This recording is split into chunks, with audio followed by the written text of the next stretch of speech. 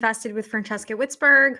On this show, we talk about all things intellectual property and particularly how any business, whether you're a small business, large business, talent, entrepreneurs, how you can use intellectual property to invest in yourself, invest in your business, but also to create wealth and the life of your dreams.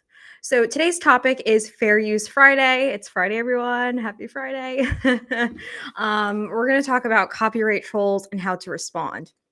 So, for those of you that don't know what a copyright troll is, they could be, they are alleged rights holders in copyrights. So many of them allege rights to a copyright in a photo or a group of photos where someone is used their images without permission, because under copyright law the photographer or the person who owns the copyright in whatever work it is gets to be able to authorize who uses their work and who doesn't. So you would think, right, like, why are we calling these people trolls? Don't they have a legitimate right? And some cases they do, and in some cases it has become that term troll is derogatory, because what's happening is they're working with firms or other companies that send out mass demand letters on a mass scale. And the way the world is working now is there's AI, internet scanning software that is going to look for their images across the internet. So whether or not it was a mistake or maybe an intern did it, I'm just saying some of the things that my clients have said to me before. um, that may not be it's not really an excuse. If you have reproduced it in some way, that could technically be considered infringement. But so what do you do when you get a letter from one of these people asking for thousands of dollars because you used their image without authorization? The first thing to do is to contact a lawyer immediately, and also to acknowledge their letter, because if you don't acknowledge the other side's letter and you just keep letting it go on and go on and go on, they could actually get attorney's fees. So especially if it's a lawyer, you really want to just like quickly acknowledge it. Don't throw it in the garbage. Don't ignore it. That's like the number one thing, is don't ignore it. And then, of course, contact a lawyer, because maybe there is some ability for you to argue that that it was permissible, or that you have a defense. So maybe it was fair use, maybe it was not commercial use at all and purely educational. But unfortunately, the fair use defense is a super gray area of the law. And as you could, for the lawyers watching, like, courts are constantly like overriding each other and giving different opinions, um and issuing new opinions, honestly, that are conflicting. So fair use is just like this gray area, and you never want to rely on it, because it's not a right? It's not a right to say, well, I'm an educational source. It's actually considered a legal defense. So yes, you're technically infringing, but do you have a valid defense? It's a little technical. I'm not going to get into too much into it, but you should. This is why, like, point in case, you work with an attorney to evaluate the validity of their claims. Also, check to see if they have a registration number. In the United States, a registration is really required to get into court. So if they don't have that, that may be a good tool to say, I don't see your registration number.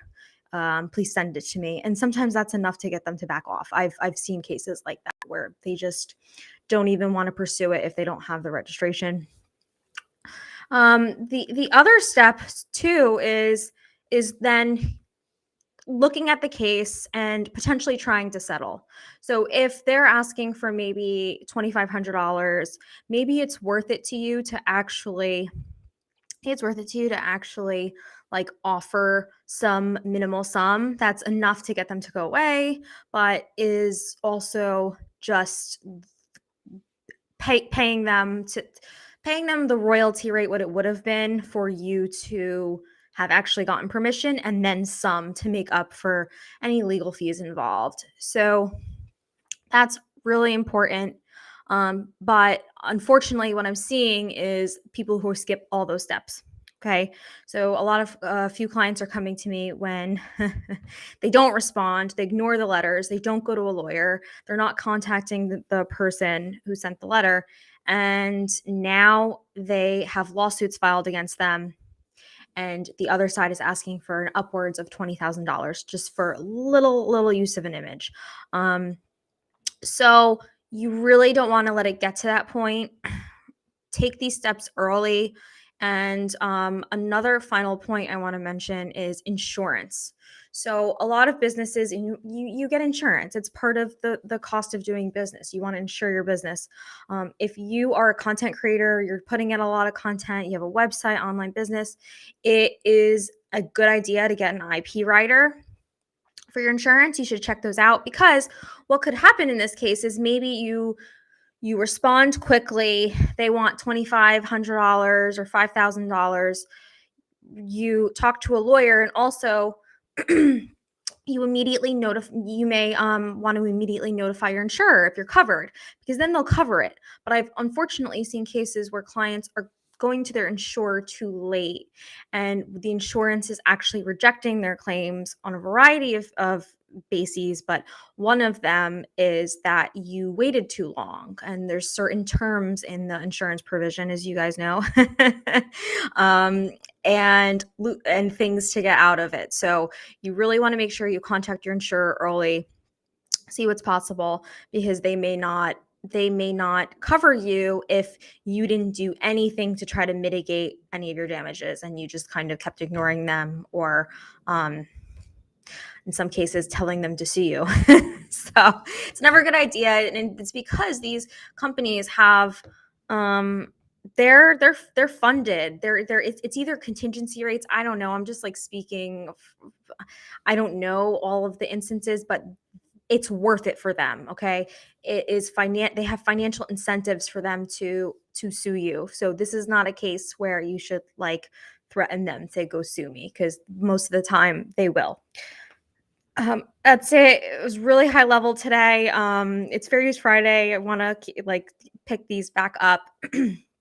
I'm streaming live right now on LinkedIn and YouTube and Facebook, and also on Instagram. So I try to get on here once a day. If anyone has any uh, interesting topics they want me to talk about, I'm always happy to talk. But otherwise, I wish everyone an amazing Friday and a great weekend.